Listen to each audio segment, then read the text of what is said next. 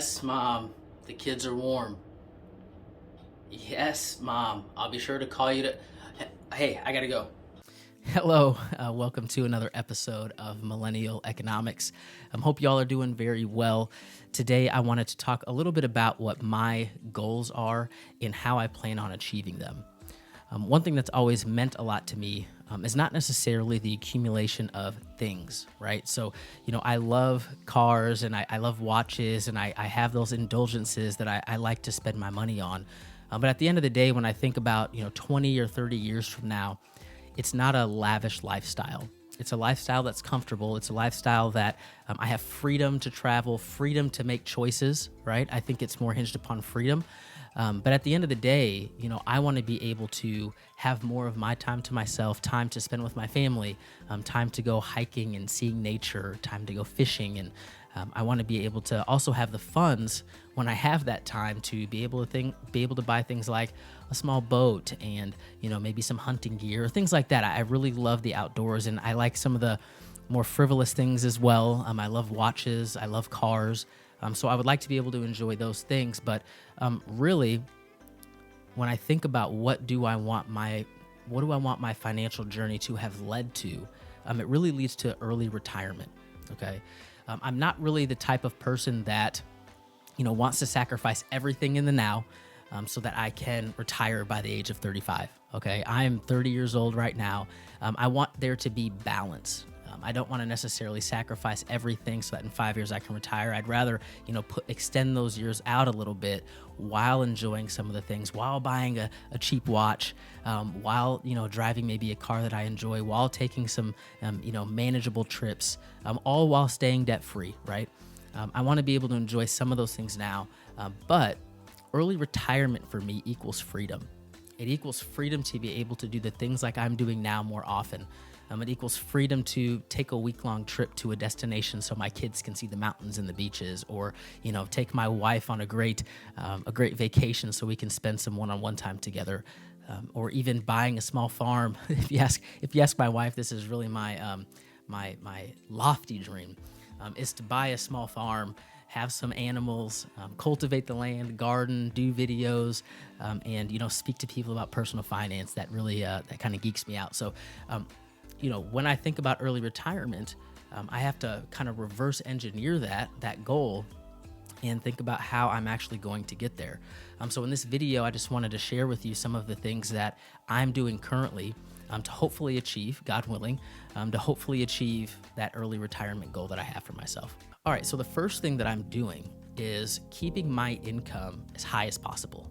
Okay. And I think online, when we think about income, we hear lots of things like Amazon drop shipping or, retail arbitrage or some of these side hustles. And while those things are great and a lot of people have been successful with those things, one of the key things that most of you and myself included have at their disposal is our 9-to-5, is our daytime job. The greatest income that I have right now is my full-time job. And yes, it takes a lot of time, but it also rewards me greatly with the paychecks that I'm able to allocate and achieve the things that I want to achieve, right? So the first thing that I'm doing is keeping my income as high as possible and growing that income as much as possible as fast as I can. Okay. So I'm lucky enough to be with a company that has really rewarded me for the efforts that I've put in. I'm very happy there. It's great work-life balance. I can't speak enough things about the company that I do work for, and I know that I'm very fortunate for that. But that's the first thing that I'm doing. I'm keeping my professional skills sharp. I'm networking, I guess I should say, with people, so that I can have great opportunities. I'm honing my craft. Part of honing a craft isn't necessarily just getting better at recording YouTube videos or getting better at recording podcasts. Part of honing your craft is, this thing that's actually sustaining you, this day job. I want to be, and I think it would be advantageous for you as well, to be the best at what you do, right? So I read books and I study and, again, I learn from the people around me. So the first thing that I do is keep my personal income from my day job high. Another thing that I do is I like to have other irons in the fire, as they say. So I like to have side hustles, right? I like to have some things outside of the normal, 9-to-5, and sometimes that leaks out early and sometimes that leaks out late, right? It's not always just 9-to-5, but I like to have other irons in the fire. So I like to be able to earn some income here, earn some income here. One of the things that I did recently is I started a lawn care business for a year. I bought a trailer hitch, bought a trailer, walk behind mower, started marketing, started networking with the people that I know, and I had 10 to 12 accounts and some odds and ends jobs that I did over the course of spring, summer, and fall a few years back. That earned me money. There's some other things that I do. I earn a little bit of money from my podcast and just some other small things. But, being able to put time in now on things that are going to produce income later, I see as being very advantageous. So that's the second thing that I do. The third thing that I do is I try to keep my expenses down as much as possible. And like I mentioned before, I try to do this with balance, right? I don't want to eat beans and rice and beans, as Dave Ramsey would say. I want to have balance of enjoying some of the things that I have now, because in my mind, we're not promised tomorrow. So I want to definitely enjoy the money that I work hard for, and I want my kids and my wife to enjoy those funds as well. But all that being said, I try to keep my expenses as low as possible. So meanwhile, while I'm getting my income as high as possible with a normal job and side hustles, I'm also trying to keep my expenses as low as possible, which increases the monthly margin that I have every month to allocate to things that are going to help me achieve my goals faster. And I just want to clarify, when I say early retirement, a lot of people start thinking FIRE, right? Financial independence, retire early. And while that is what I want to achieve, there are different variations of FIRE, in at least in the research that I've done, that people are starting to gravitate toward, and one of those is barista FIRE. So basically what barista FIRE means is you have enough to be financially independent, but while having a side hustle or while having a part-time job. So you're not having to strive and put in a bunch of hours at a day job and then grind at night at a side hustle or a second job. When you get to barista FIRE, you have enough income coming from your investments and coming from passive income that you only have to work maybe a part-time job that you enjoy to sustain yourself and achieve the goals that you want to later in life. So that's really what I'm most interested in. Getting more into the details, right? So I try to keep my income very high. I try to keep my expenses very low. I'm trying to achieve, I guess, if you want to put a label on it, barista FIRE. I don't really like putting labels on things. But personally, with my monthly margin, with that tool, that extra money that I have every month, this is essentially what I do. Okay, so part of that money goes toward an index fund. Actually, it's an Acorns account that I've had for 5 to 6 years. I throw 65% of my monthly margin into that account. And that account is split up between a couple different things, some bonds, some international funds, some large cap stocks, some small cap stocks. It's a pre-built, portfolio, you could say, that Acorns, I selected out of their pre-built portfolios. And I put 65% of my income into that. So that's where most of my extra money is going into investments. The second thing that I do is I take 30% of my funds and I put it in my M1 Finance account. My M1 Finance account is built primarily of 2 index funds or 2 ETFs that are dividend focused. Okay, one's a high growth dividend fund and one's a high yield dividend fund. And each of them have different functions. I'm not going to get too much into that, but I allocate 30% of my monthly margin into that account. And then lastly, with the last 5% that I have, I invest into crypto. This is relatively new for me. I've only been doing it for just a couple months, but it's been really fun. It's a very small portion of what I'm doing. Sometimes I don't even allocate 5%. This is kind of my, hey, maybe this will turn into something in the future. Excuse me. And it's really helpful for me, at least. I kind of early on in my investing career, I guess you could say, I just kind of threw whatever at whatever for a long time, right? If I had a couple extra dollars here, I'd throw it here. If I was interested in this, I'd throw it here. This formula that I've built for myself helps me no matter how much extra margin I have each month, right? And sometimes for me, it varies. Sometimes for my family, it varies. Whatever that number is, I know which buckets to fill and how much to put in there. So if you're kind of wavering back and forth and you don't really know what direction to go, I would suggest you to create a formula like this that works for you.